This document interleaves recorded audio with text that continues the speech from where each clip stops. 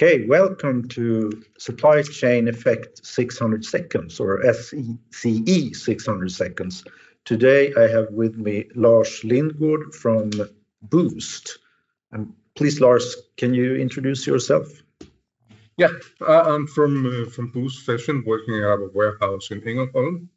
And my main task in the daily operation is basically to keep the daily operation running, make sure we have the warehouse facilities we need, the automation we need, and that we meet the expectations of our customers in terms of speed to delivery, time and assortment, so that we get orders picked and get them shipped to the customers to make the customers happy. Can I start by asking, before you tell us a bit more about Boozt, you entered the company about 2 years ago. Yeah. Yeah. What was your first impression when it comes to the company in general, but also to the logistics of it? The company in general, for me, when I started, it's basically always a little bit chaotic when you start in a new place. Mm-hmm. But if you look at the logistics, I was very impressed by the high level of ambition that had been put in, basically from the beginning of Boozt. Not to take any shortcuts, but quite rapidly in the journey of the company to look into automations, to basically have as efficient a fulfillment setup and as smooth a customer journey as possible.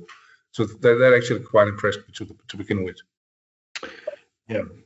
Can you tell us a bit more about the current company? I had a bit to do with you a couple of years ago, and I spoke to and interviewed your predecessor and one of the founders, I think he was. Can you tell us a bit about the company right now, because it developed so fast? Yes. If we look at the company in Malmö, we are about 550 people employed in the head office in Malmö today. And we have, of course, Boozt.com, that I guess you know, and Boozts.com as well. That is the outlet. And then we have the fulfillment part that is located in Ängelholm, that has started a couple of years ago in 42,000 square meters of warehouse. And now we are up to about 65,000 square meters of warehouse. And we basically continue to build out the operation and build out the automation out there as well. And on a daily basis, we run an operation with anything, depending on the day of the week, with anything from 300 to 500 people actually working in the operation on a daily basis. It's really fascinating. Yes. Can you explain or tell us about your logistic challenges? Of course, it has to do with growth, and also I know that you have a lot of automation demands. Yeah. I think 2021 has been a little bit special when it comes to logistical challenges.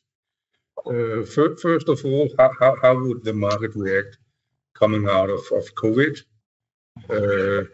And second, in general, the e-com has been very affected. So there's been a tremendous growth, basically, by all e-commerce. So one of the biggest challenges so far has actually not been on this year. Has basically not necessarily been on the warehouse setup and the intralogistics, but has just as much been to make sure that we actually, from a distribution point of view, facilitate that we have the capacity we need and have the capacity we need in the future as well. Mm-hmm. Because the capacity is highly in demand. Have it worked out well so far with transportation and so on? So for now, we've managed to basically mitigate between different distributors, find nice setups to cover our main markets, introduced both in Sweden and in Denmark new distributors to make sure we have basically the customer has a free choice, and as well, of course, to make sure that we have the vacant capacity going into the peak season. Yeah. See, as well, you mentioned COVID, of course, but what do you see else? What else when it comes to trends and development within logistics right now? I think one of the things, and I guess we'll maybe come back to that later. But I think one of the most interesting tendencies we see right now is the development of different kinds of picking robots. and we are monitoring that quite intensively. What you can always question is the maturity of the technology. Is it where it is applicable? You mean the piece picking? Yeah. It's piece picking. But I think that is one of, for us at least, since we are quite, even though we are automated, we are quite labor intensive. So I think that is one of the most interesting things from our point of view as it is right now, because it would open a huge potential. You're piloting something, don't you? I think I heard that. We are on the way to pilot something in that area, and starting off with a small pilot, basically to see what is the maturity of the technology, and to get some knowledge, because we are quite convinced that will be one of the next steps we have to take. And in the first phase, I suppose you have to have certain products that are suitable for piece picking. And the challenge is to reach a certain degree of pickability, because if you don't reach a certain degree or a high enough degree of pickability, it will become difficult to get the investment home. And then, of course, we need, and that's what we're looking into now, what internal process changes do we actually have to make in our in-delivery setup, the way we store things today, to increase the pickability, to have a good case on it. And then we tried as well to turn it a little bit on the head, so we are not necessarily only looking at it to pick orders. It could be a part of making a process in our return department more efficient. It could be part of a process of making our in-delivery more efficient. And we have a solution where we batch items between two different AutoStore cubes as well, where it as well potentially could come in handy. Because it would not need a break, and it basically can work 24 hours a day. So some of the issues that once in a while put our system under pressure today could basically be solved for us during that time. Right. You mentioned the AutoStore, and you were one of the pioneers early with together Element Logic and installed the AutoStore. I think you are one of the largest facilities in the world, aren't you? I actually think that we now are the largest one again. Okay. Because we just implemented a new AutoStore basically a couple of weeks ago. Yeah. So I actually think now we have the biggest facility again. Why is you were early out with the AutoStore, but why do you think that the e-com in general are so fascinated with the AutoStore? Are they just following each other, or are there kind of logical reasons for choosing the AutoStore, I suppose? I think one of the main reasons, or two main reasons. One is that you're able to have a very large storage capacity in a very limited space.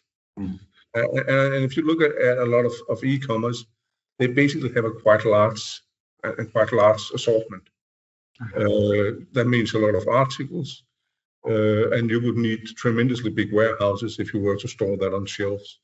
But having it stored in a compressed manner like you do with AutoStore, that actually makes it doable to have that assortment, but have it in a limited space. Then the system is reliable. It runs basically, and if you run it the right way, you can have an extremely short time from order to pick to deliver it to the customer. And for us as in Boozt as a business, one of the very important factors that is the delivery time. When the customer orders, the faster we are, the higher likelihood that we'll get the customer again. Now you have invested for many years in this huge facility. You're not afraid of the technology kind of getting old. No. Rely on your suppliers that they will keep on developing the AutoStore, I suppose. I would say we have a very good cooperation with Element and with AutoStore about development. keep in a very close dialogue, which is one of the things that we appreciate very much with our cooperation. So basically, whenever they come up with new ideas, we get them presented. Once in a while, we get a new idea and challenge them. So I would say, no, I'm not afraid that the technology of AutoStore will get old or will get out of hand.